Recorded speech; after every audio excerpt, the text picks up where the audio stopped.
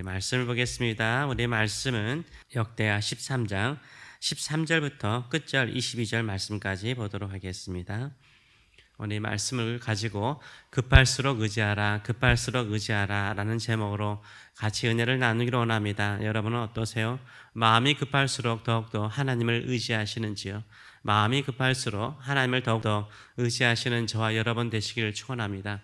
오늘 본문 역대하는 이제는 북이스라엘과 남유다가 끊임없이 전쟁을 하는 시기입니다. 북이스라엘은 계속해서 하나님을 대적하고 하나님을 믿지 않죠. 의지하지 않죠. 온전하지 않습니다.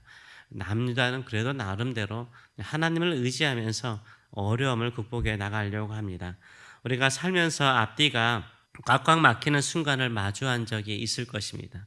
그때가 언제였나요? 앞을 봐도 길이 없고 뒤를 돌아봐도 퇴로가 없고 좌우로 고개를 돌려보아도 온통 벽뿐입니다. 마치 사방이 적으로 둘러싼 전쟁터에 있는 것처럼 느껴질 때가 있습니다. 우리의 삶의 전쟁터가 바로 이러지 않습니까? 눈앞에는 거대한 경제적인 장벽이 우리를 짓누르고 등 뒤에는 예상치 못한 질병의 칼날을 겨루고 있고 오른쪽에는 회복되기 힘든 관계의 벽이 쌓여 있고 왼쪽에는 끊임없이 가정의 분란이라든가 자녀들의 문제로 어려움을 겪지 않습니까? 오늘 본문의 유다 백성들, 남유다의 백성들이 바로 그런 상황에 놓여 있었습니다. 앞에는 무려 80만 명이나 되는 북이스라엘 대군이 기다리고 있었습니다. 뒤에는 매복된 군대가 이미 그들을 둘러싸고 있었습니다. 남유다의 군사는 겨우 40만 명, 절반밖에 되지 않은 절망적인 상황이었습니다. 수적으로 보아도 전략적으로 보아도 완벽한 함정에 빠져 있는 상황이었습니다. 여러분, 만약 이런 절대적인 위기 속에 있다면 여러분은 무엇을 의지하겠습니까? 그래도 나름대로 내 힘과 내 지혜로 이겨나가려고 할 것입니까? 아니면 하나님을 의지할 것입니까? 오늘 본문을 통해서 급할수록 더 하나님을 의지하는 저와 여러분 되시길 축원합니다. 첫째는 인간적인 전략을 뛰어넘는 믿음의 함성을 지르시기 바랍니다. 인간적인 전략을 뛰어넘는 북이스라엘의 이런 복병을 두는 인간적인 전략을 뛰어넘는 하나님을 향한 함성, 믿음의 함성을 지르시길 축원합니다. 13절의 말씀을 보게 되면 이렇게 표현하고 있습니다. 여로보암이 북이스라엘 왕 여로보암을 말합니다. 북이스라엘 왕 여로보암이 유다의 뒤를 둘러가서 매복하고 그들 앞에 있고 유다 뒤에 있었더라라고 말하고 있습니다. 즉 유다 백성들은 적의 전략에 완전히 갇혀버렸던 것입니다. 빠져버렸던 것입니다. 앞뒤로 적군에 둘러싸여 있는 절망적인 상황 속에 있었습니다. 이때 그들은 절망할 수 있죠. 낙심할 수 있죠. 모든 것을 내려놓을 수 있습니다. 그러나 그 절망적인 순간에 그들은 믿음의 행동을 합니다. 그들이 믿음의 행동을 하는 것은 무엇입니까? 온 힘을 향하여 여호와 하나님께 부르짖었습니다. 그리고 제사장들은 나팔을 불었습니다. 14절의 말씀을 보게 되면 이렇게 말합니다. 유다 사람들이 뒤를 돌아보고 자기 앞과 뒤에 적군이 있음을 보고 적군이 있음을 봤어요. 앞뒤가 다 적군인 거예요. 북이스라엘 사람들인 거예요. 적군인 거예요. 그때 어떻게 했다고요? 여호와께 부르짖고 제사장들은 나팔을 불었다라고 말을 하고 있습니다. 그들의 눈에 보이는 병력의 수나 전력을 보고 낙심하지 않고 온 힘을 향하여서 여호와 하나님께 부르짖고 나팔을 불렀습니다. 이 나팔은 단순히 전쟁의 신호, 이제 전쟁하자 이런 신호만을 의미하지 않습니다. 민수기 10장 9절의 말씀을 보게 되면 너희가 적군을 향하여 전쟁터에 나갈 때 나팔을 불러라고 말씀하셨어요. 하나님께서 오셔서 그 전쟁에서 싸우시겠다라고 약속하셨어요. 이 나팔은 단순히 그냥 전쟁의 신호가 아니라 하나님께 우리의 상황을 알려드리며 하나님께서 우리의 군대가 되시고 우리의 지휘관이 되시고 우리 가운데 싸우셔서 초청하는 것이었습니다. 하나님이 우리의 힘이요, 우리의 군사요, 우리의 능력이요, 우리의 병마라고 외치고 있는 것입니다. 오늘날도 우리의 나팔은 무엇입니까? 이 세상의 뛰어난 전략이라든가 압도적인 현실 앞에서 우리가 들어야 되는 나팔은 무엇입니까?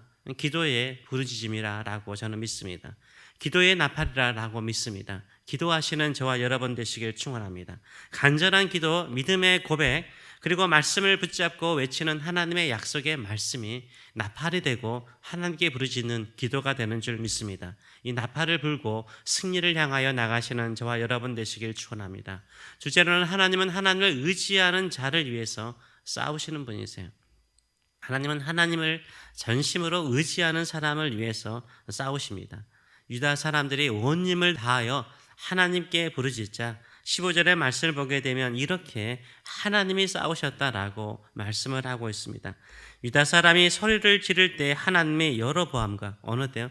소리 지를 때, 믿음의 소리를 지를 때, 믿음으로 부르짖을 때 하나님의 여로보암과 온 이스라엘을, 이 북이스라엘을 말합니다. 이스라엘을 아비야, 유다의 왕이죠. 아비야와 유다 앞에서 치셨대요. 누가 치셨어요?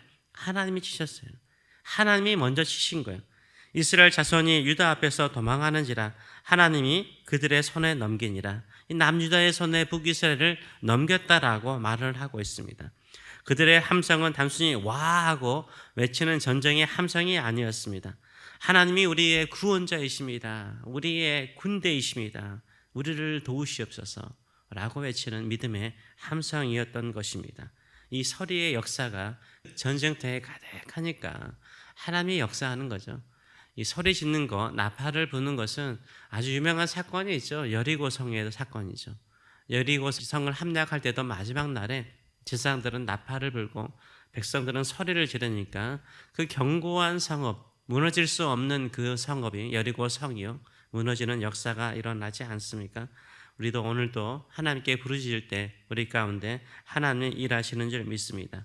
믿음의 외침에 능력이 있는 줄 믿습니다. 하나님의 일하심이 있는 줄 믿습니다.